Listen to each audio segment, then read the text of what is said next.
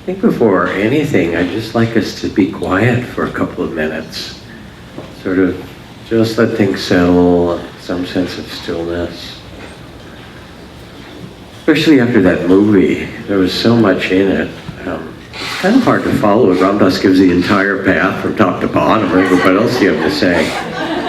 Then you go to silence. Okay.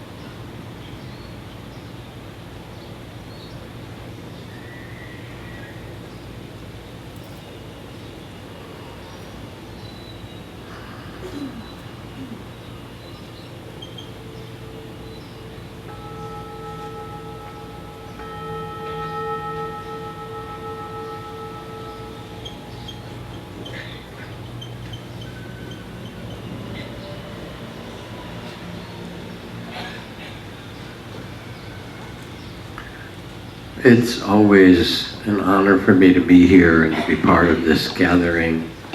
And I've known Ram Dass for 48 years now. And he's been an inspiration and a friend and teacher and a critic and all kinds of good things. And to sit here again with Ram Dass and with all of you and with my beloved Trudy, it's very, very special. I want to ask, before going any further, a few things about you. How many of you are here at this retreat for the first time? Looks like about half. Wonderful. How many of you have some regular Hindu practice of some kind or based on Hindu? Great. Buddhist practice, and I know some of you, are a Bai and you swing different ways, that's fine. How many of you do, I'm not going to go through the whole thing, but have a Christian or Jewish or Sufi practice, some other tradition? Great, also wonderful. How many of you are artists? Look at that, fantastic. Okay. Healers in different forms? Great. I know you brought a few of your clients to get healed here with you. How many of you are in education and teachers? Oh, thank you. Business people, conscious business people. Yay. Okay. Politicians? Obviously, some of you have to get busy with the new. How many of you have done a Vipassana retreat of some kind? Also wonderful, great. So, every wise culture knows that it's important to have time to walk in the mountains, or go out into the desert, or go by the ocean, to go to a sacred place or a place in nature where you step outside of the normal roles, the spacesuit that Ram Dass was talking about in the film, and where you get to step back and have some time to quiet the mind and tend the heart, and then listen in a different way to what matters, to where you are as you navigate your life, maybe to connect with something that's been missing consciously or that needs to be awakened. And so retreats are both a blessing, they're really important. The fact that you gave yourself the time to do this, it's not like just like coming to Hawaii on a vacation. It's something a lot more than that. And they're also a kind of liminal space because unexpected things will happen. And when you let go of your normal roles, it's kind of like Linus when his blanket is in the dryer, right? Like, okay, who am I now? And what matters, you're asked to look more deeply at your own life in some beautiful way. And we're here for that. We're here for something that's deep and important, and more than anything, as a kind of reminder. It's not something that you don't know, but it's what your heart already knows.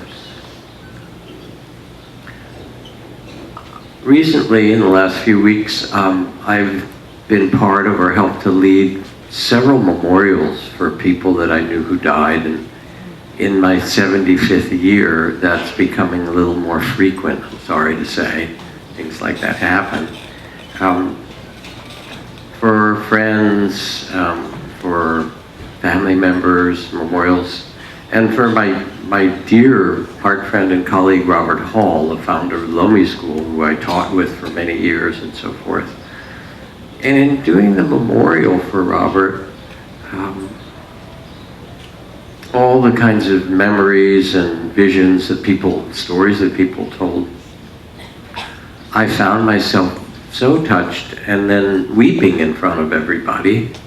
And I think of the poem from Mary Oliver where she writes, "To live in this world you must do three things. You must love what is mortal. You must hold it against your bones, knowing your life depends upon it. And when the time comes to let it go, you must let it go." And so even as we hear being nobody, when we talked about what this retreat would be called, being nobody was one name for it, we went back and forth.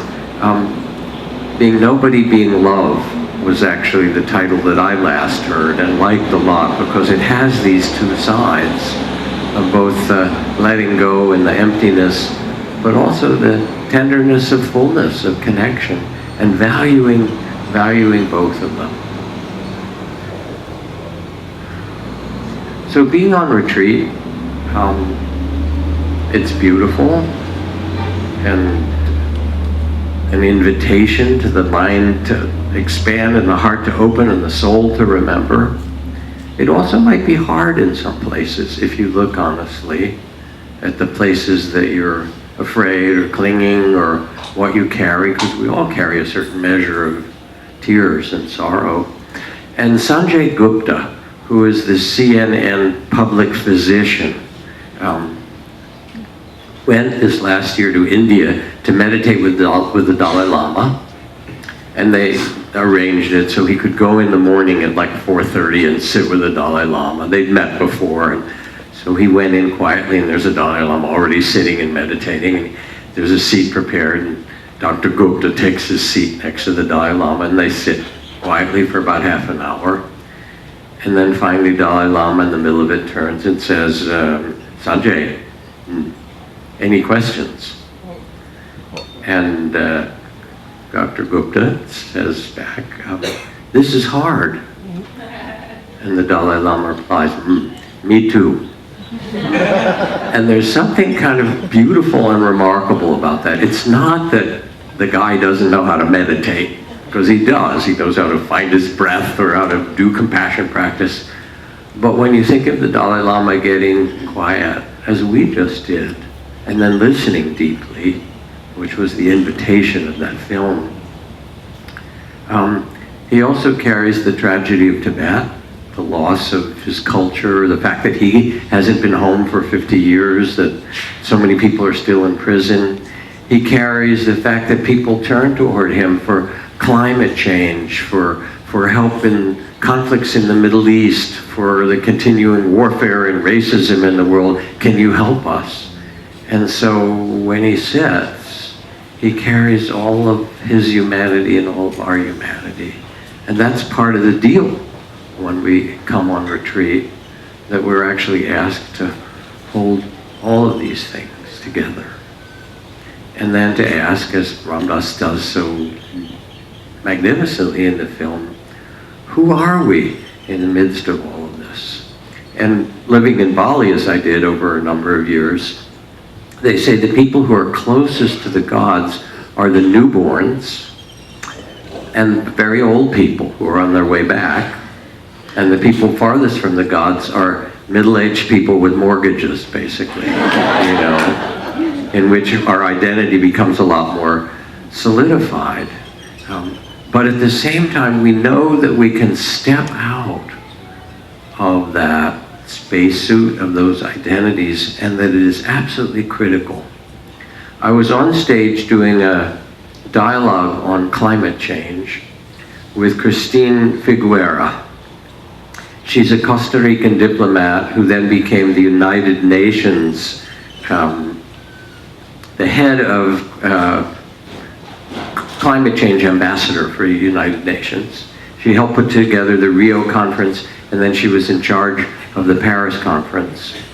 And before the Paris conference, she described this. She said she'd become really depressed, almost suicidal. She was so taken over by the conflict, by the lack of movement, by the vision of the things that climate disruption and change was going to bring to this world. And somebody said to her, you need to get out of here. You need to go on a retreat. And they said, there's a place in the south of France. She was stationed in Europe. Plum Village, this guy, Thich Nhat Hanh, the Vietnamese Zen master. So she went to Plum Village to see Thich Nhat Hanh, who is a force. That's all we'll say, who's an amazing force. And she said in her time there, she shifted in his presence and in the presence of her own attention from the paradigm around that meeting, which was victims and perpetrators, who was causing it and who was the victim of it, and everybody was fighting. She said, being with Thich Nhat Hanh, and practicing, I had this deep realization of interdependence, and I knew in my heart that we were all family. And I went back to Paris, and I changed the whole way I was operating, from victim and perpetrator to this is our family. And somehow with that, I was able to wrangle 183 nations to sign the Paris Climate Accord. So you can hear somehow how the shift of knowing who we are allows us not only to live in a different way, but to also operate in the world in a different way. And then meditation, yes, it lets us quiet the mind and bring some sense of loving awareness to hold all of the experiences of our life. But more deeply than that, as the movie said so beautifully, it invites a shift of identity so that we can step out of the spacesuit. I mean, it starts with the body. Eduardo Galeano, a poet, writes, the church says the body is a sin. Science says the body is a machine. The marketplace says the body is good business. The body says, I am a fiesta.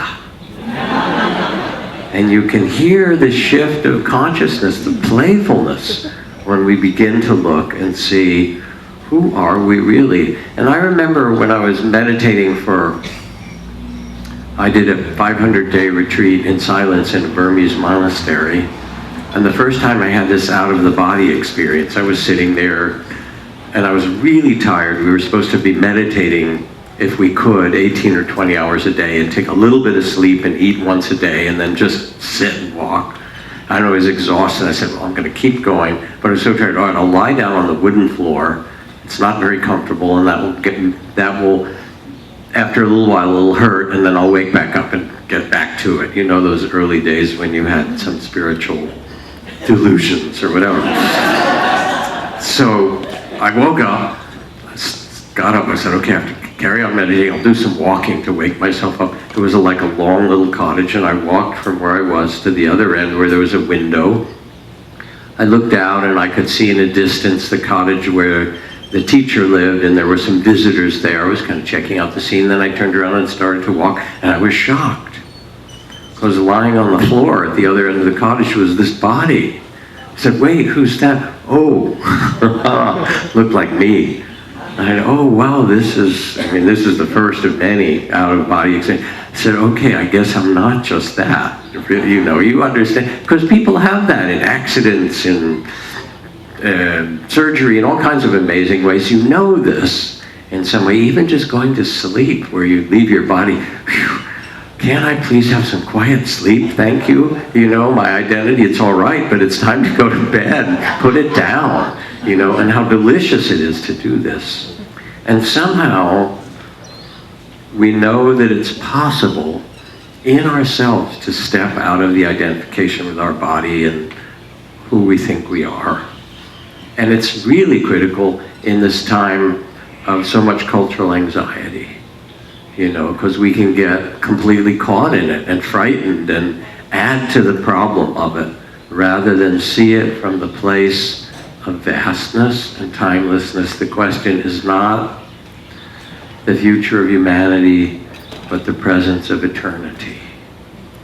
So when Thomas Merton walked out of his monastery, where he'd been meditating, doing all the spiritual things, and went to Louisville and was walking down the street where there's now a National Historic Monument to a mystical experience, the only one I know in America.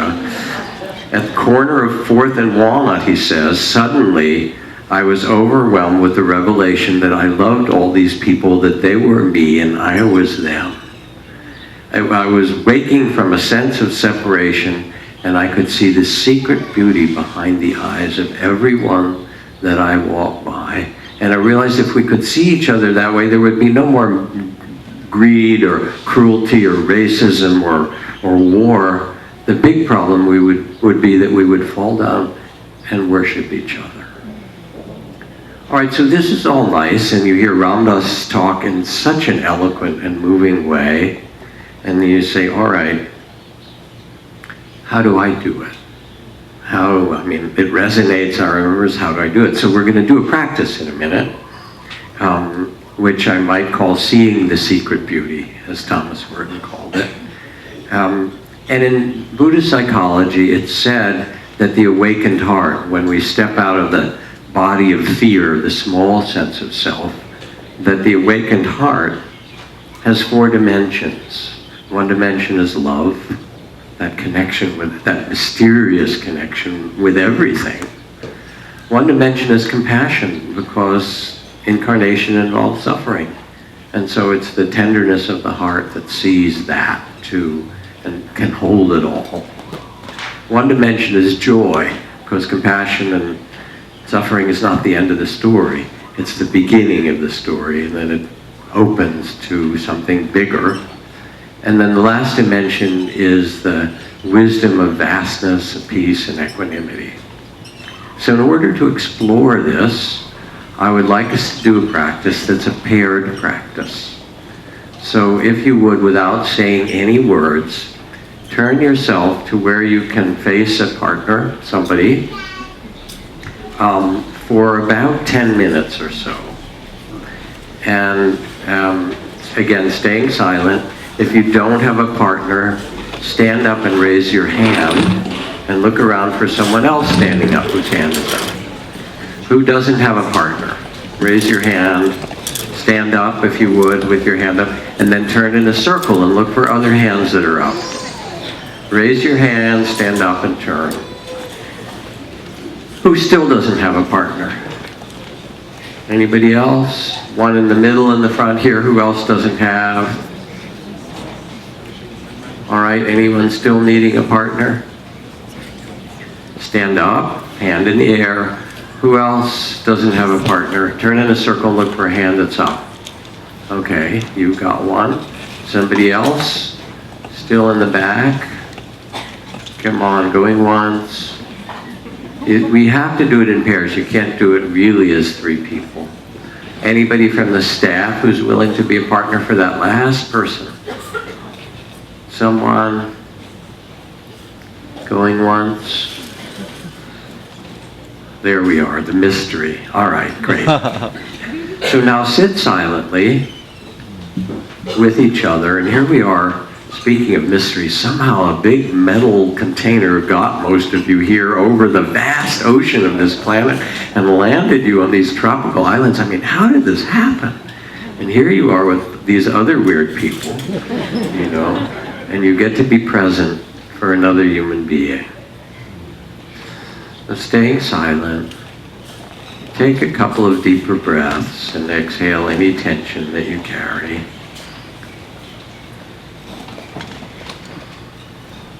And when you're ready now, let yourself look into each other's eyes. And if you feel any discomfort or an urge to laugh or to look away, just note that embarrassment with patience and gentleness and come back when you can to your partner's eyes. For you may never have the opportunity to see this person in this way again, to see the uniqueness of this being which is given to you in this moment of eternity. And as you look into this person's eyes, let yourself become aware of the beauty, the beautiful spirit that's behind these eyes. The true nature, the original goodness. Behind these eyes, you can see a capacity for love, a longing for it, and a capacity for love that's enormous. Open your awareness to the gifts and strengths and potential behind these eyes. Behind these eyes are unmeasured reserves of courage and intelligence, of patience and endurance, wisdom and wit. Gifts there that this person themselves may not even recognize.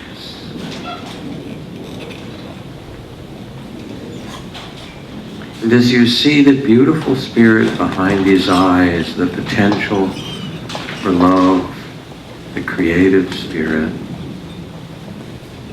and feel the connection that comes from this deep looking.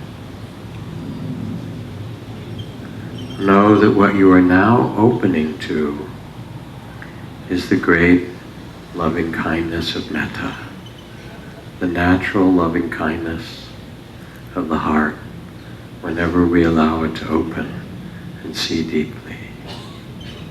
Rest in it. Trust it.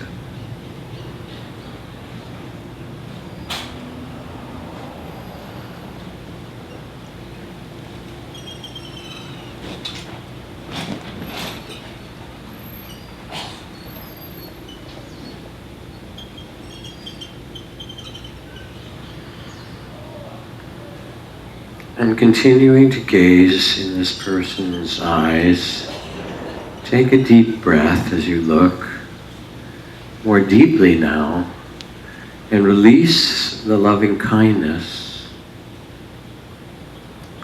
and let yourself become aware of the measure of sorrows that are also behind these eyes. Let yourself become aware of the pain that's there, of the suffering or struggle that's accumulated in this life, as in all human lives. You might only guess at this, their disappointments and losses, failures or insecurity, loneliness. There are hurts beyond the telling in this life as in all human lives. Let yourself open to that pain, that measure of sorrows, the hurts this person may never have told another being.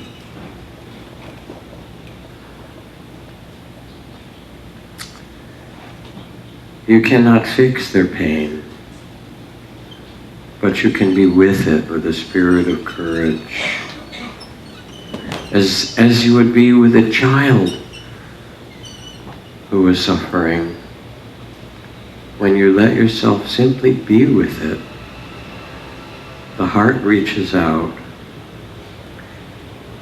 And know that what you are now experiencing is the great heart of compassion. It is essential for the healing of the world.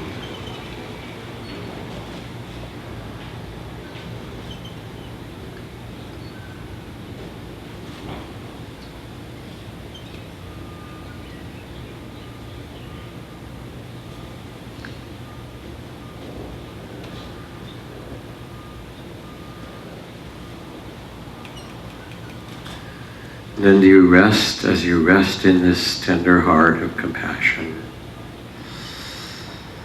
Continue to gaze and take a deep breath or two.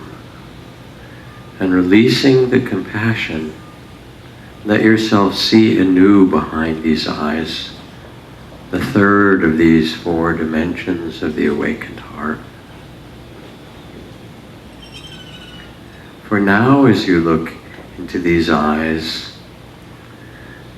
let yourself see the happiest moments in this person's life.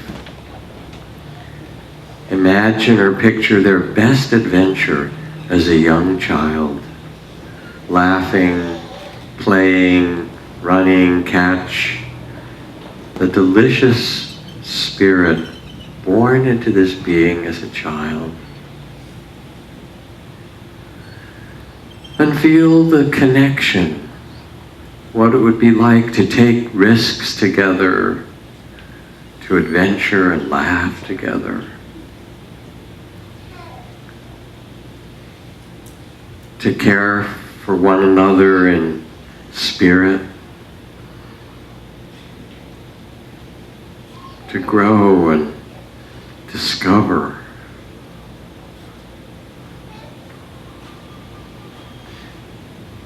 And to take delight in the joy of this amazing incarnation and world.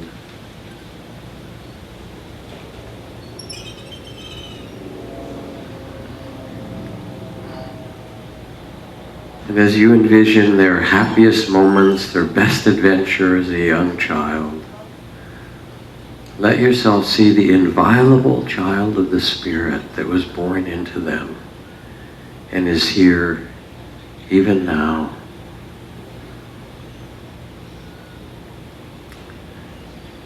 And know that what you are opening to is called in Sanskrit mudita, the joy in the joy of one another, the shared joy of life.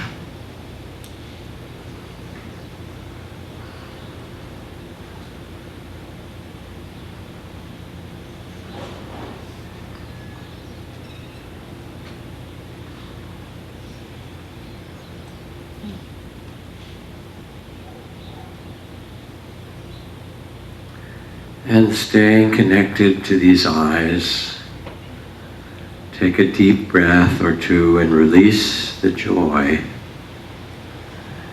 You are changing channels, as Ram Dass said. And as you look even more deeply, let your awareness drop deep like a stone, sinking below the level of what words can touch, to the reality behind these eyes. That which has taken birth in this being in front of you and within you as well. And see the being before you as if seeing the face of one who at another time, in another place, was your brother or sister.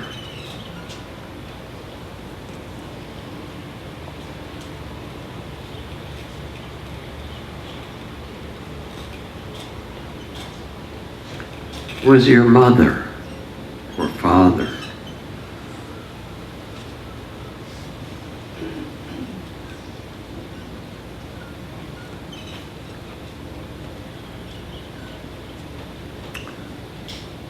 Was young.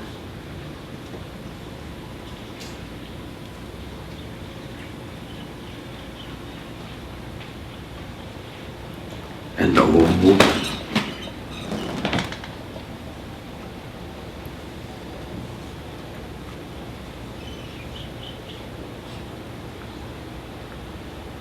Was your friend.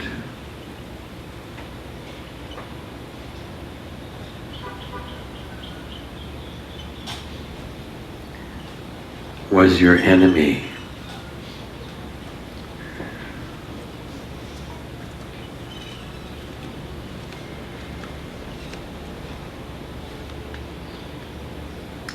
Was your student.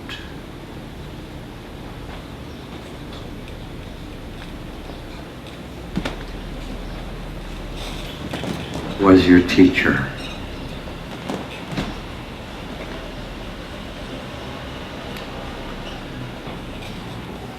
And now you sense the timeless connection of eternity itself. Who are you really? Who are you seeing? And who is looking?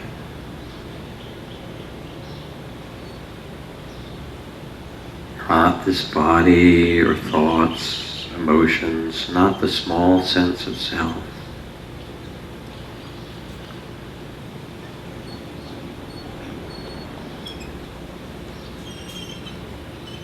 Gaze into the timeless spirit that you have been and always are.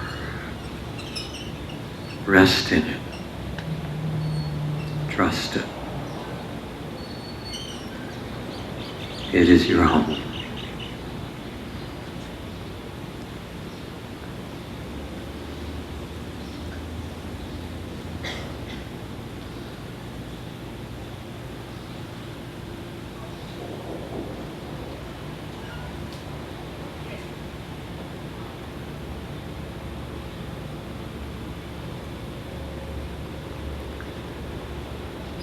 Let your eyes close gently now.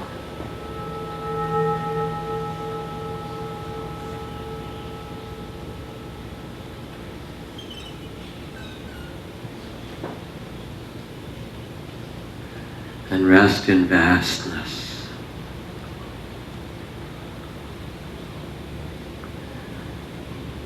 Mystery.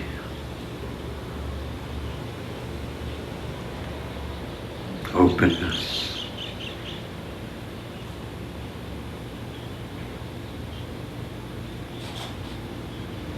Love.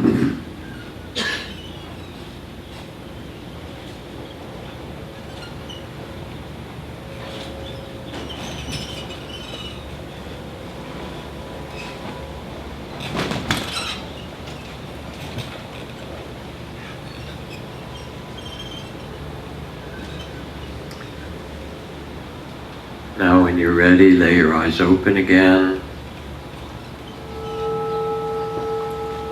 And acknowledge your partner in some simple way. And then you can take just a few minutes, maybe 3 minutes, to say anything you wish about what that was like between each other.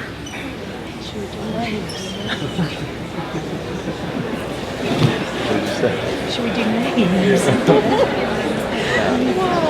I'm Derek. Derek? Yeah. Joe? I'm so grateful that either of you will, I can feel home staring at your eyes.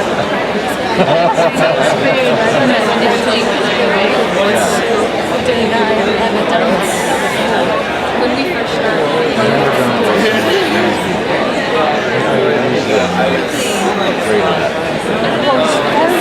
but actually I was myself.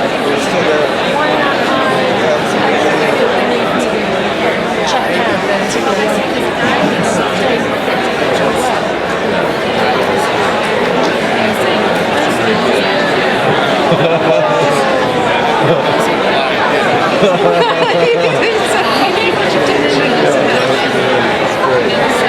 If only every day could be like that, like riding the bus to work or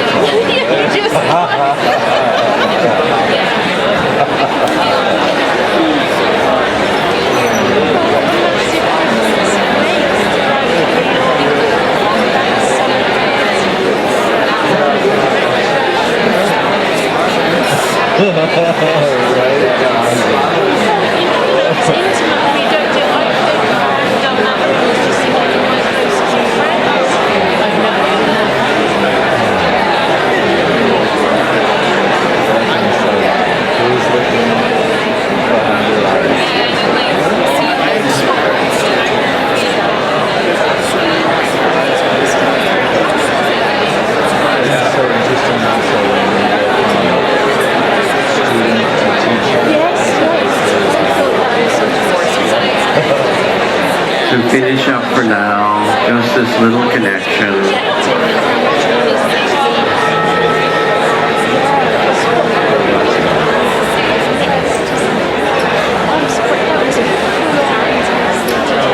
And at lunchtime, you can, when we end, you can take more time with your new best friend. Some of you don't know each other at all. You kind of knew the t-shirt of the person sitting next to you, and all of a sudden, without knowing their name or their personality or their history, you become closer to them in some way than almost anybody else. And I've had people raise their hand at the end of this. I've had people raise their hands at the end of this and say, we've been married for 32 years. We never looked at each other like this. Oh my God, you know. It's not always easy. Some of you are wild introverts. I know it's true, you know. And this was like the most difficult thing you ever have to do in your life and so forth. Congratulations, you suffered and you did it, you know. How many people had some interesting experience where they were not just their usual self in that? Yeah.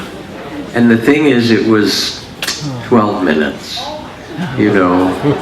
So you don't have to go to Thomas Merton's monastery. You could. It's a beautiful place. Or go to India, you know.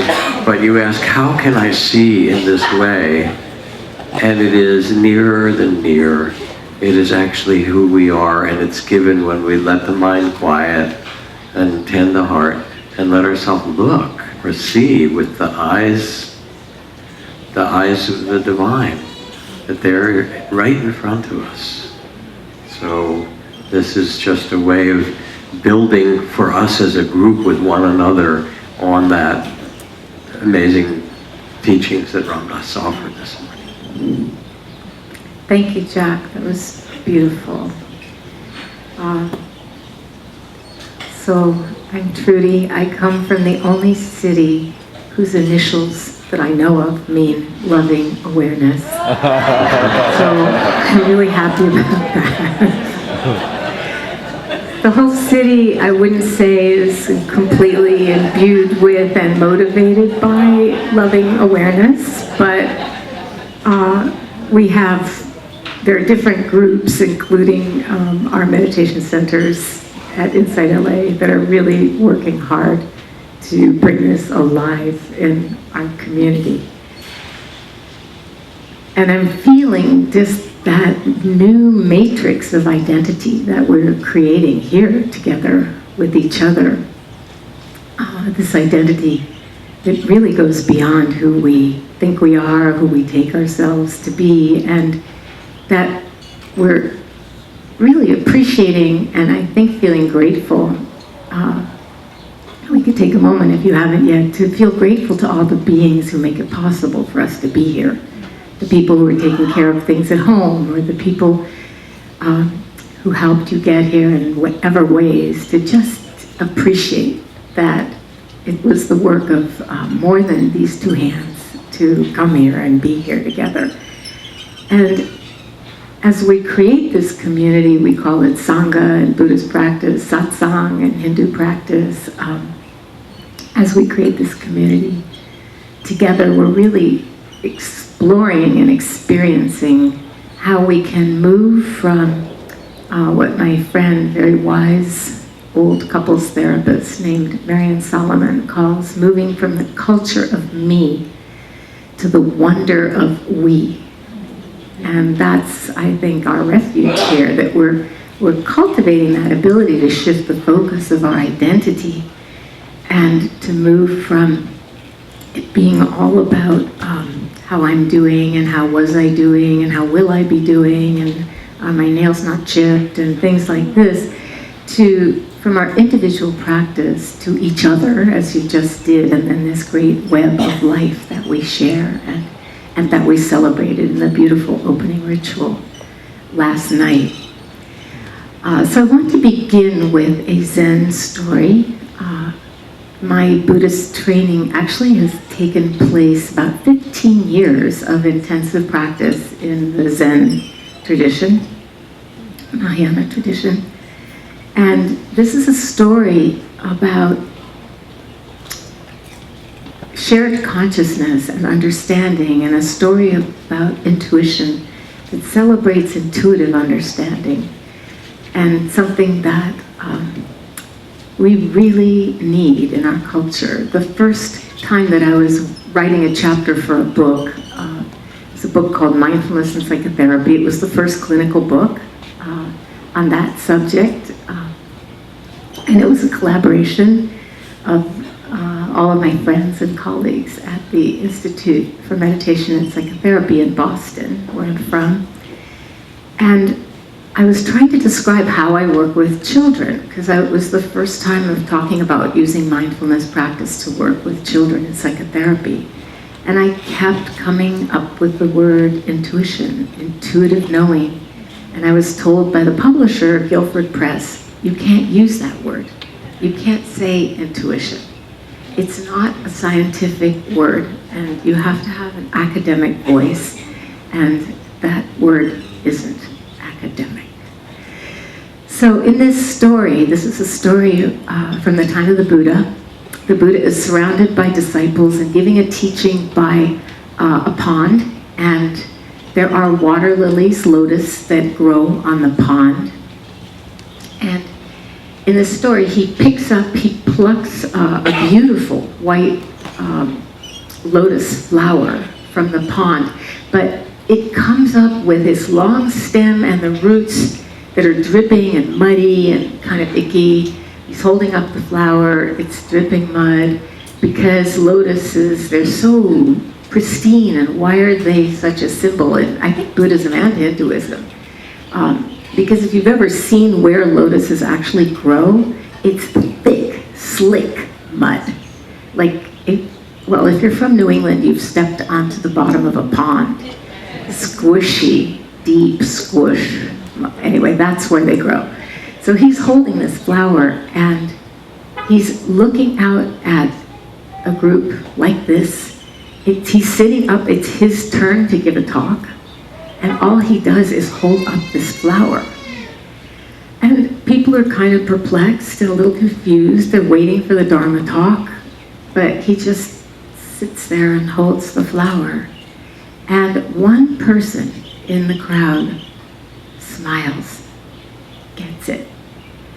And the Buddha in the story hands the flower to Mahakashapa, who was the one who then became the leader of the community after the Buddha passed away. And he wound up doing, I think, many counterintuitive things that the Buddha probably wouldn't have even liked. But at that moment, there was that shared understanding in silence, wordless understanding. And you have had that gazing at each other wordlessly during this exercise, because there are certain things that they're too deep, they're too profound to express in words. And these are the things usually that matter the most. Before I talk more about becoming nobody, and Mahakashapa, he wasn't erasing or annihilating himself. He was simply opening to receive the invitation to be present with that experience, to be fully present with that experience. And we could say that any time we can pause and step back and receive a moment of experience, we're responding to the Buddha holding up that flower. And it does require stepping back from all our ideas about ourselves. But I want to say that this, I think it's somebody's t-shirt. On the back of the t-shirt, it has the quote from the movie about becoming somebody, and everybody's working to become somebody and brand ourselves and get on social media and be somebody that everybody can recognize. And yet the opposite, becoming nobody, it doesn't mean erasing or annihilating who we are. And this feels especially important to say for people who are from marginalized and targeted communities, that the idea of becoming nobody is not when you have spent your life feeling erased and invisible, but not the good kind of invisible. The idea of becoming nobody is not that appealing. It's not a spiritual practice that you would really aspire to do. And so I want to mention this because we forget sometimes that there's so much privilege involved in being recognized as somebody. And this is not all a bad thing. There's lots of privilege involved in that. And I learned a new word this year. Maybe you knew it already. It's called, I've never said it out loud, epistemicide. Epistemicide. Epistemicide. Epistemology is how we know things. And that suffix side means killing. Epistemicide means killing ways of knowing things. And that is what has happened really around the globe with the rise of so much privileging of the English language and Eurocentric philosophies and learnings, that indigenous ways of knowing have been devalued, marginalized, and in some ways, at least from the academy, annihilated. And I want to name this process because we have, as somebodies, we have intersecting identities. Like I am white, Jewish, cisgender, woman. And of those identities, Jewish and woman intersect or overlap with unrecorded histories, unrecorded and unnoticed histories. And you all have your own, I'm sure.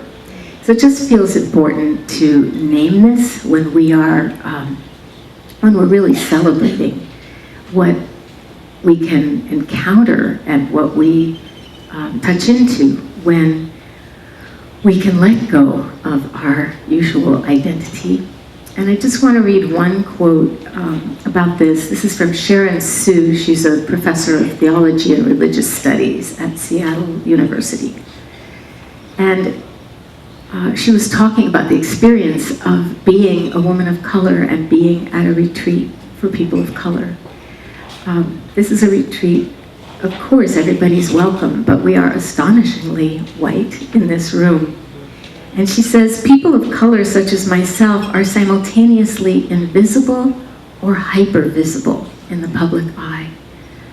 Learning how to take up space and be seen in our full humanity is a radical, mind-altering, heart-opening experience. And then she goes on to say, while this body may have been the object of violence and hatred in the past, through the breath I can return to the present.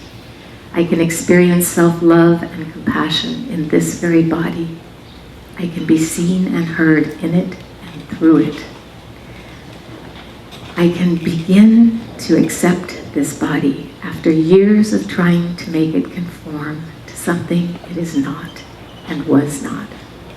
And of course, this is the acceptance and the ability that she's talking about that comes from simply being able to be present.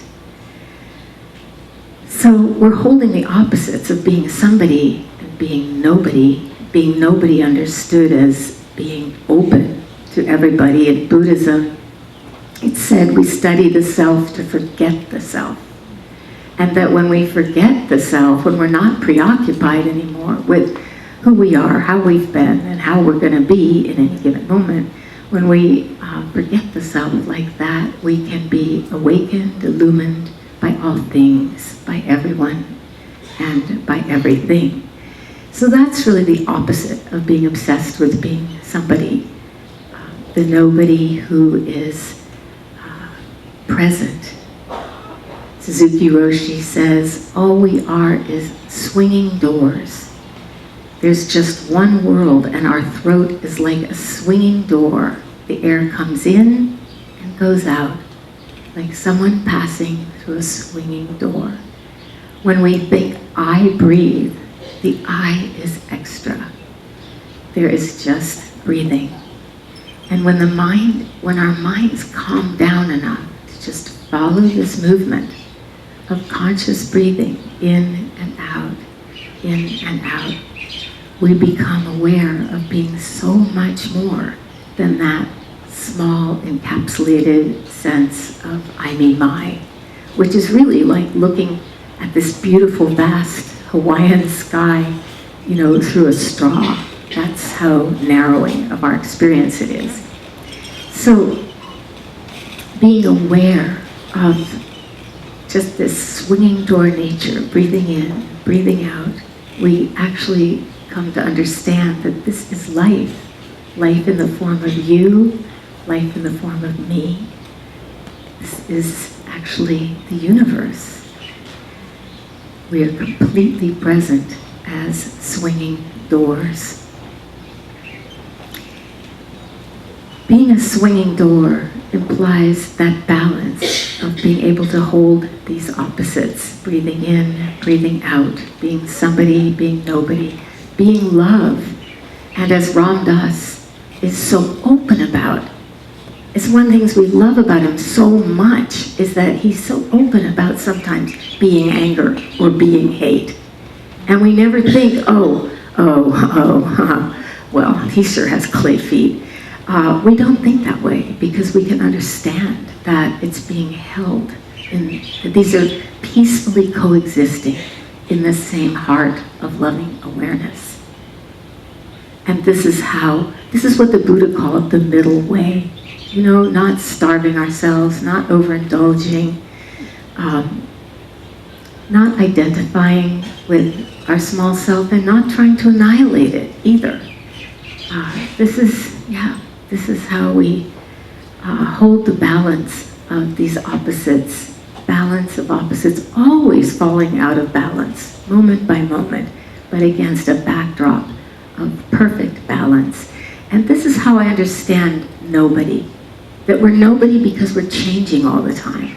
That we're nobody because we're not a fixed identity, one thing.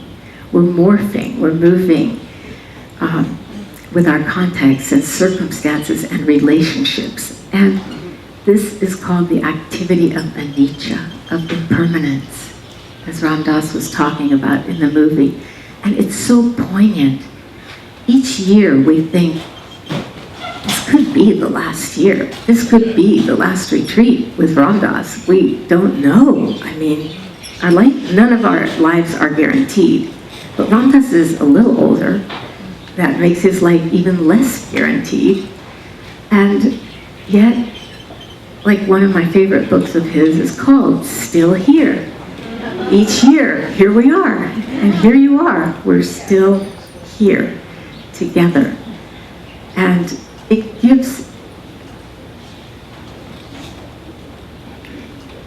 helps me trust in this movement of impermanence, that my fears, oh, maybe next year, oh, you know what? That's what my daughter used to call death when she was little. She didn't want to say the word. She had already picked up by age 5 that it was not a really suitable topic of conversation. So she would say, what happens when you know what?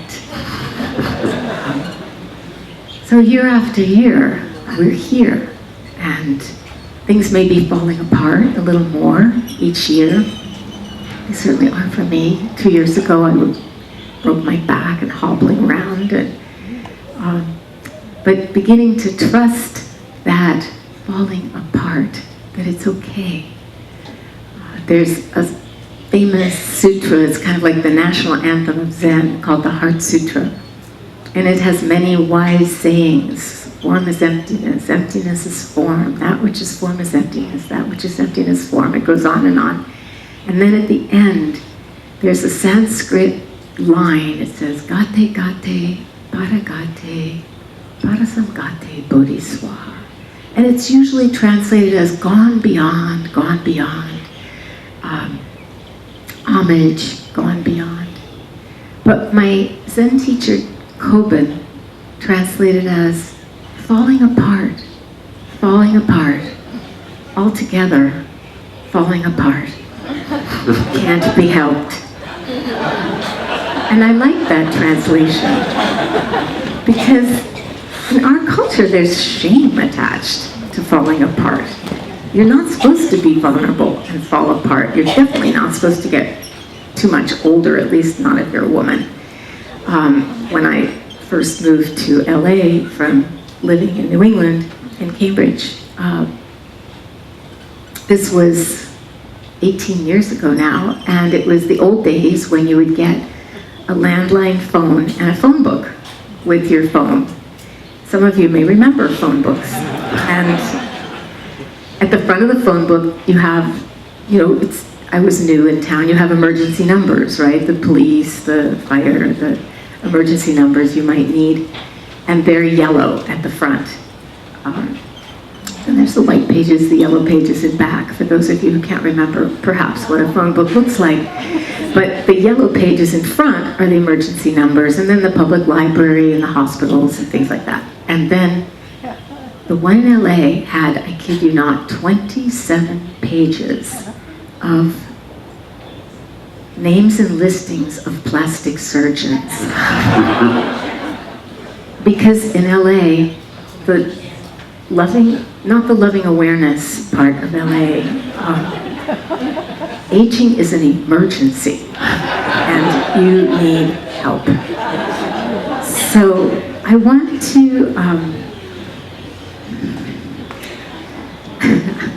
do a practice together, but just talk about it first. And this is a practice that is called Chud. It's spelled Chod. We aren't going to do the full Chud practice. It's a very big practice, but it's a practice of surrendering the body. And the first person who taught this practice was named Machik Lobdron, a great yogi in the Tibetan Buddhist tradition, and she was born in 1055. She lived until 1153. That's a really long life, especially for those days. And her primary teaching was this Chud teaching. And it's a practice that it's called cutting through. But what it's cutting through is our identification with this body, with this self, and we're so identified with being this body that we weigh and measure and dress and feed and exercise, and we have a very tight grip. And even though we objectify and look in the mirror and compare and criticize, we don't want to lose the body. Even though we may not like our bodies, there's something really good about, we don't want to be severed from our bodies either. So in this practice, and by the way, the identification with the body starts really early. I used to teach kids in middle school, junior high. We used to have sex and relationship talks. And the subject of bodies at that Alice in Wonderland time of life, called puberty, was a huge subject for them. The boys all want to know when they would grow hair on their chests, because they imagined that that's what the girls really would like and really wanted. I'm telling you, 7th and 8th grade girls do not. They're not looking for that. Let's just say that. So Machik is not talking about that way of looking at the body. Her practice is about attachment and the places where we get completely stuck and fixated. And she does this cutting through attachment of the body practice, but she's also depicted as dancing and joyful and serene. This is not, a scary, bad thing that she's sharing. It's very beautiful. The practice involves prayer and visualization and mantras and chanting and meditation, and it is literally an offering. And I learned it when I was in retreat in the wilderness, the eastern mountain jungles of Bhutan, where we had set up a camp to do a month of Dzogchen retreat. And while we were in this retreat, when it would start to get dark, and my tent deliberately was very far away. So there was that slightly nervous feeling, it's getting dark, I have to walk through the wilderness to my tent. We would do the chud practice at that slightly scary time of day. And the problem is it wasn't translated, so for 2 weeks I didn't even know what I was saying. And it turned out what I was doing was taking a knife and cutting off the top of my skull and making a bowl out of the skull, and then going through the body and continuing through the rest, severing the limbs, putting everything in the bowl, offering it. I think it's good that at the beginning I didn't know that that's what I was doing. Taking a curved dagger, and anyway. But it's an offering of that which we are really most attached to, and that's what it's for. It's an offering of the blood, the bones, the tissue, the muscles, the organs. And it's done in a ritual way as a form of dana, as a form of giving, as a donation. And it's being offered particularly to feed our various demons, the things that haunt us, our obstacles in spiritual practice and everyday life, to really to cut through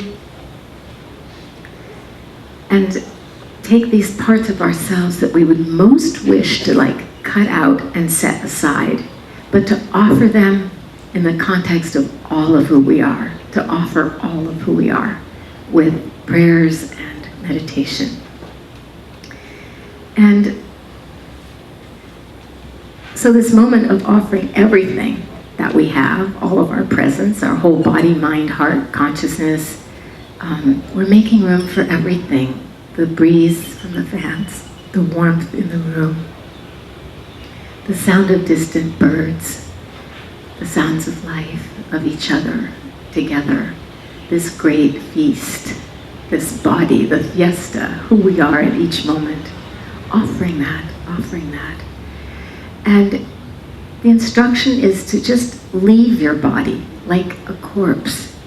Just walk away from it, You know, like walking away from your luggage at the airport. Wouldn't that be nice? Just leave it there. They'll confiscate it, but that's okay. It's a great image. And I want to do a practice together that is a meditation first on being present and then on slipping out of the body and just see what that's like. So, finding your comfortable sitting posture.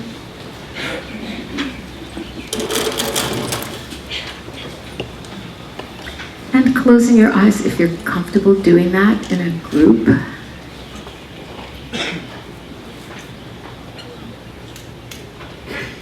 Our presence with this body is often very erratic, and we kind of flicker back and forth between body awareness and fantasies and ideas and comparisons. And what we want to do is actually ground ourselves in the experience of the body. We do this at the beginning of all our classes at Insight LA, to just ground ourselves so that we actually know we're sitting here and we can feel the ground, the body, the swinging door of breath.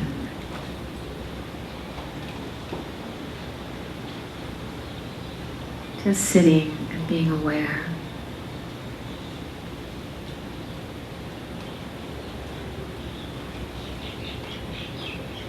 Of a felt sense of the body. Just very simple, quiet, and real.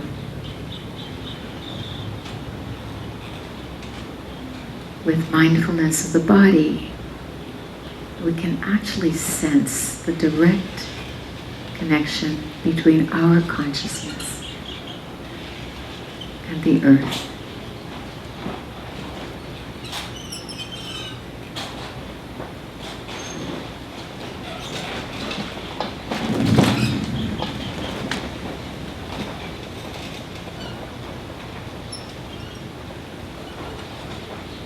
Receiving each breath.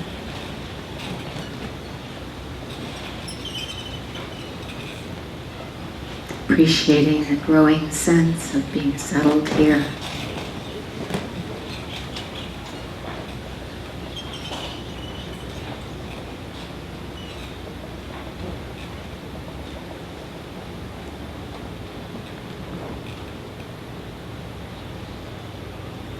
This sense of groundedness is trustworthy.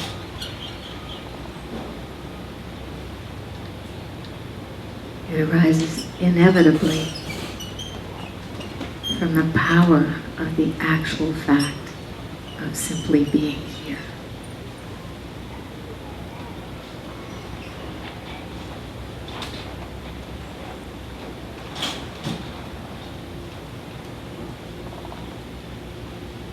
Why do we revere the present moment and being present?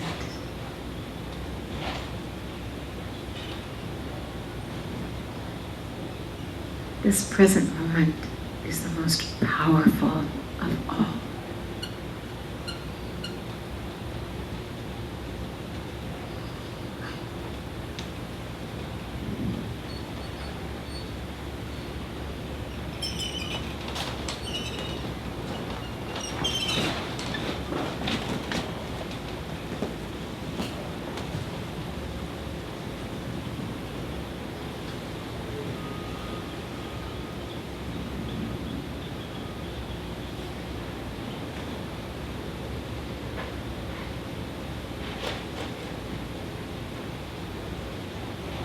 And this is an expression of our total generosity,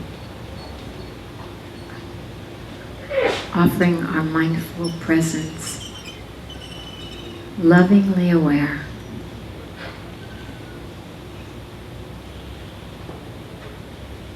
and trusting that we find something here that will not desert or abandon us.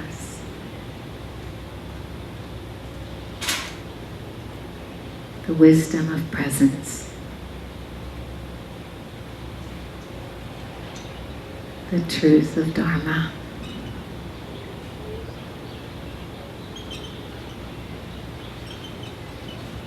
Joyful, bright, precious.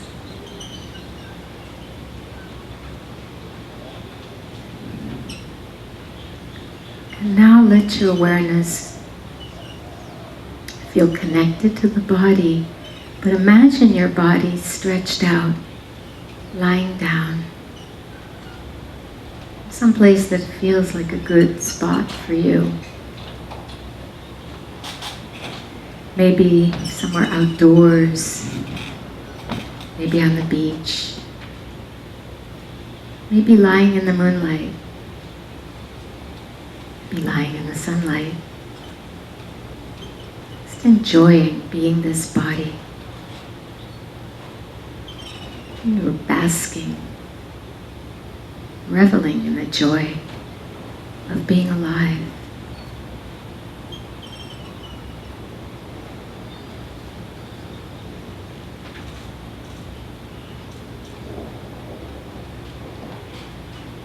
And now see if very gently, very gradually, you can imagine beginning to slip out of the body, feet first.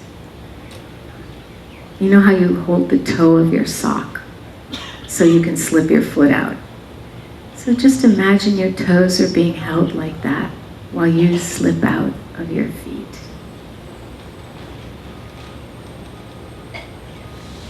And of your ankles.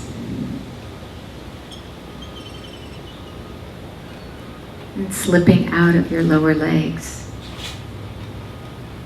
your knees and thighs. They're still lying there. Yet your loving awareness is just slipping out of the hips, the genitals, the buttocks,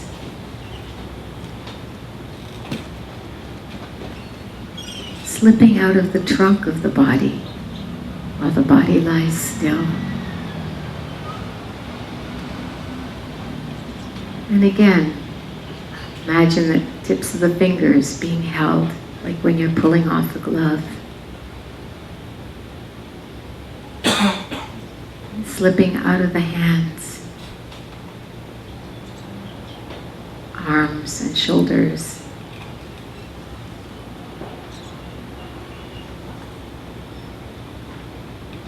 Out of the head, out of the neck, just rising up above the body and looking down, feeling the lightness and freedom of being without a body, able to move lightly and visibly, just consciousness. Loving awareness, free and flowing.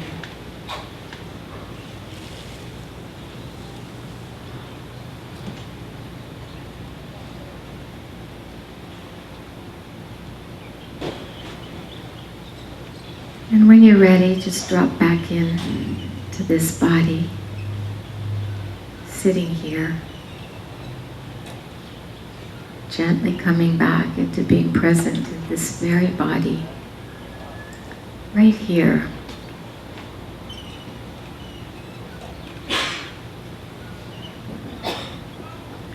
And we've just had a glimpse of the world without me in it.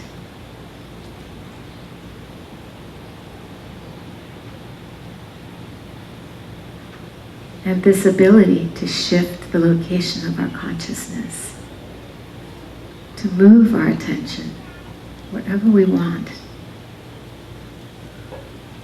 We can call it love. I want to end with a part of a poem from Mary Oliver that speaks to this.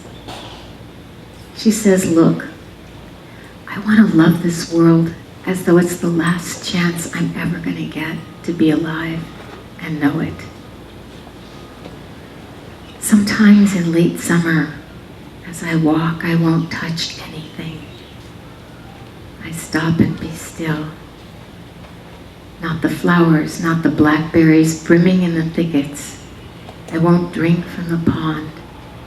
I won't even name the birds or the trees. I won't whisper my own name. One morning, a fox came down the hill, glittering and confident, and didn't see me. And I thought, so this is the world. I'm not in it. And it's beautiful.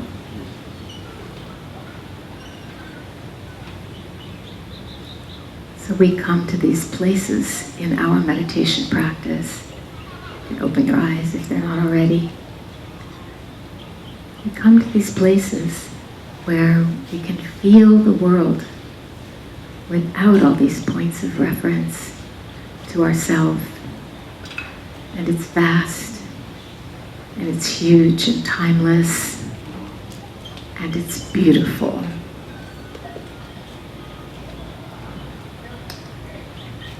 As the great sage Nisargadatta said, wisdom tells me I'm nothing, and love tells me I'm everything.